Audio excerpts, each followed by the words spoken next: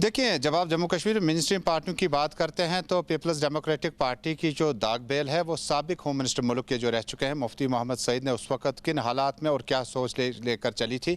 लेकिन उसके बाद जब भारतीय जनता पार्टी के साथ पीपल्स डेमोक्रेटिक पार्टी की सरकार बनी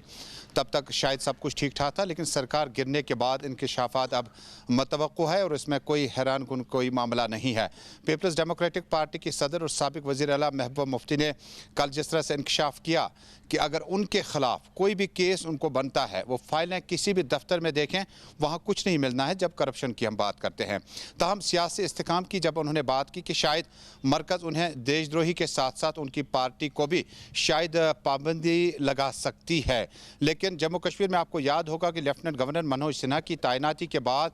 पॉलिटिकल गवर्नर की तैनाती शायद इस बात का इशारा था कि जम्मू कश्मीर में इन रीजनल पार्टीज़ और मेन स्ट्रीम पार्टियों को बचाने के लिए और इनको आगे बढ़ाने के लिए कहीं ना कहीं मॉरल सपोर्ट मिल सकता है, जिसका हमने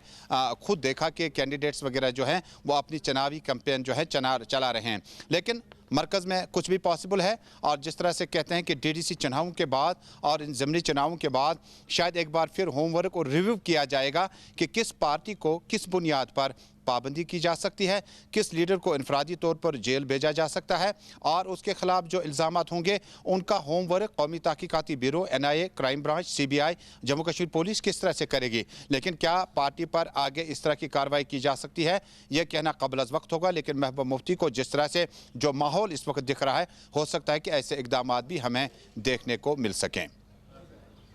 तजमुल, कल महबूबा मुफ्ती की प्रेस कॉन्फ्रेंस जो हुई, आप भी उस पर नज़र रखी हुई थी। महबूबा मुफ्ती ने पहला इल्ज़ाम यही लगाया कि उनके वर्कर्स को, उनके जो कैंडिडेट्स हैं उनको बाहर निकलने की इजाज़त नहीं दी जा रही है, उन्हें कंपेनिंग करने की इजाज़त नहीं दी जा रही है। दोष दबाव की महबूबा मुफ्ती ने बात की। क्या ज़मीनी हक़ाइक़ पे आपकी नज़र भी रहती है? बीजेपी इसका किस तरह से जवाब दे रही है? देखिए, इस ज़मन में आज सुबह मेरा एक खुसूसी इंटरव्यू हुआ था विबोध गुप्ता से, जो कि जनरल सेक्रेटरी और इंचार्ज कश्मीर अमूरात के हैं। मैंने यही सवाल पूछा कि क्या नॉन BJP पार्टियों को चुनावी कैंपेन चलाने की इजाज़त है, तो ऐसे माहौल में चुनाव को कैसे आप न्यूट्रल तरह से कर पाते हैं। हालांकि चुनावी कमिश्नर ने KK शर्मा ने साफ कहा कि तमाम उम्मीदवारों को प्रोटेक्शन मिलेगा, लेकिन जिस तरह से PDP ने यह इल्ज़ाम आयद किए कि खासकर शुपियन, कुलगाम, त्राल, अवंतीपोरा और उसके आसपास के इलाकों में जो इस वक्त DDC उम्मीदवार पीपल्स डेमोक्रेटिक पार्टी की तरफ से अवाम के सामने हैं, उनके खिलाफ जो है फ़ौज ने शिकंजा कसा है, पुलिस ने उन्हें आगे बढ़ने की किसी जगह इजाज़त नहीं दी है। इसके जवाब में पुलिस कमिश्नर के मुताबिक जिन जगहों में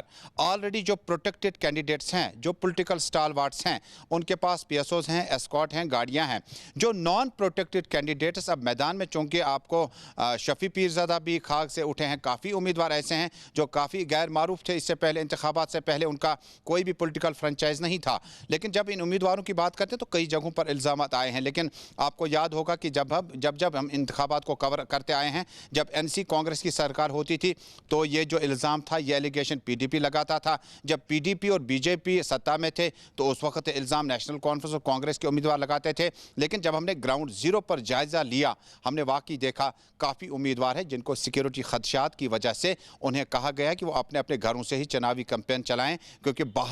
जब आप बाहर आएंगे तो आप कहीं ना कहीं जो है, जो दूसरा तबका जो हरीफ है, जो इस प्रोसेस के इलेक्टोरल प्रोसेस के खिलाफ है, हो सकता है कि वो कार्रवाई करें। लेकिन ग्राउंड लेवल पर मुझे लगा बहुत सारे उम्मीदवार हैं जिन्हें ना ही विसाल सनम, न इधर के रहे न उधर के रहे, क्योंकि ना ही PSOs मिले, ना ही सिक्योरिटी मिली, ना उतना अच्छा इंतजाम मिला। लेकिन जितना कुछ उजलत में, जल्दी में जितने इंतखाबात मुकम्मल हो जाएं, मुझे लगता है कि मरकज़ की कोशिश ये रही, लेकिन उम्मीदवारों को भरपूर तरीके से हिफाजत मिले, प्रोटेक्शन मिले, चुनावी कैंपेन के दौरान वो लोगों के पास जा पाएँ। उनके लिए वो वसाइल पैदा करने हैं जिससे चुनाव और डेमोक्रेसी की खूबसूरती जो है और भी उसमें चार चांद लगाए जा सकते थे।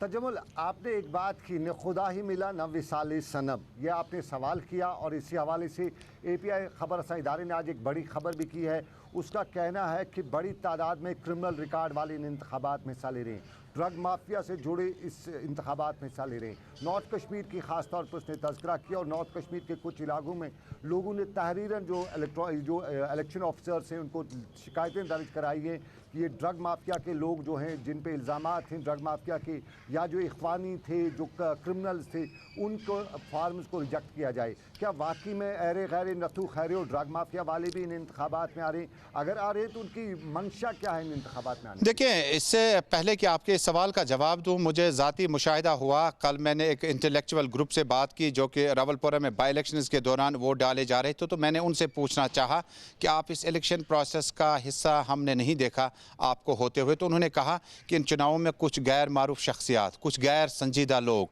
जो कि सोशल मीडिया पर काफ़ी ज़्यादा एक्सपोज हुए, उनका इलेक्शन मैनिफेस्टो, उनका चुनावी दंगल में उतरने के क्या माने निकाले जा सकते हैं, एक तबका वो है। जिस तरह से आपने क्रिमिनल रिकॉर्ड्स की बात की, जिस तरह से आपने जो ड्रग माफिया के साथ कई लोग गिरफ्तार भी हुए, वो उम्मीदवार जिनके खिलाफ इल्ज़ामात पुलिस इन्वेस्टिगेशन में बहुत ज़्यादा केसेस में वो मतलूब हैं, मुझे लगता है कि ऐसे उम्मीदवारों की जो छानबीन है वो बाज़ाब्ता तौर पर चल रही है और पुलिस ने इस मामले में तहकीकात में सूरत लाई। क्रिमिनल इन्वेस्टिगेशन डिपार्टमेंट इसके लिए बाज़ाब्ता तौर पर तहकीकात कर रहा है और अगर ऐसे उम्मीदवार मैदान में आए हैं तो इसके दो माने हैं। एक ये, वो अपने आप को भी जमहूरी तर्ज अमल में डालना चाहते हैं बतौर उम्मीदवार, न कि वोटरान। दूसरा तबका ये कि जो लोग नए सिरे से सियासत में आना चाहते हैं उन्हें भी हौसला शिकनी नहीं होनी चाहिए बल्कि उनकी हौसला अफजाई होनी चाहिए। लेकिन जिन अफराद के खिलाफ क्रिमिनल केसेस हैं, जिन अफराद के खिलाफ FIR दर्ज हैं, पुलिस इस मामले में मुझे लगता है कि बेहतर तरीके से छानबीन कर सकती है। क्या इनके फॉर्म्स को रद्द किया जा सकता है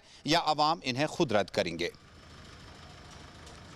तजमुल, आपने पुलिस की बात की, बहुत से जगहों से लोगों ने शिकायतें की कि कहीं ना कहीं ये माफिया, बड़ा माफिया, इनके कनेक्शन बहुत बड़े हैं और ये कहीं ना कहीं अपने आप को इस सारे में सांचे में डाल के अपनी जो गैर कानूनी एसेट्स इन्होंने जमा कर रखे हैं उनको बचाने की कोशिश करती है। क्या वाकई में ऐसा हो सकता है और पुलिस का रोल यहाँ पे क्या बनता है, इंतजामिया का रोल क्या बनता है, एक साफ सुथरे लोगों को सामने लाने के लिए किस तरह का रोल? देखिए, इंतखाबात में आपने याद होगा कि जब आप और हम जब बाहर हमने इलेक्शंस कवर किए हैं, जम्मू कश्मीर से बाहर भी स्टेट्स में, यूटीज़ में, तो हमने अमूमन देखा कि इंतखाबी माहौल में ऐसे अफराद की फ़हरिस्त लंबी होती है जिनका किसी न किसी जगह पर FIR या उनके खिलाफ कोई पुलिस जो है तहकीकात कर रही हो। पुलिस और एडमिनिस्ट्रेशन इस वक्त, चूँकि ये जो सारे मामलात हैं इलेक्शन कमिश्नर के शर्मा के पास जाते हैं, फॉर्म रद्द होने की वजूहात और फॉर्म वापस लेने की स्क्रूटनिंग के बाद जिस तरह से फॉर्म को हासिल किया जाता है ये उसी वक्त फाइनलाइज किया जाता है। लेकिन एक अहम सवाल ये है कि जिन अफराद को NIA ने तलब किया, जिन अफराद को कौमी तहकीकाती ब्यूरो ने